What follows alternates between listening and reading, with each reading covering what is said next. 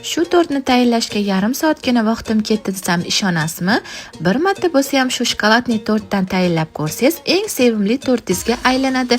Birinchi bo'lib idishimizga tuxumlarni chaqib solib, shakar solamiz. Massa 2-3 baravar ko'payguncha erinmay ko'pirtiramiz. Yog', sutni solib bir mikserlab, quruq massalarni, un, kakao, razrixitini solib bir xil massa qilib aralashtiramiz.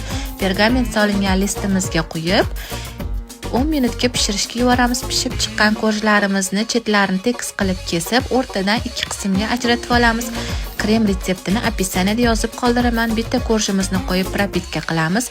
Krem suramiz. Ikkinchi korjni qo'yib propitka qilamiz. Chetlariga krem surib, chetdan chiqqanlarini urvoq qilib olib, chetlarini bezatib chiqamiz. Ustiga ganash quyib, chiroyli qilib xohishga ko'ra bezatib chiqamiz. Bu tortdan mehmon dasturxoningizga ham tayyorlab ko'rsangiz, mehmonlaringizni lol qoldirishingiz aniq. Video foydali bo'lgan bo'lsa, albatta o'zingizga saqlab oling. Like va kommentariya kutib qolaman.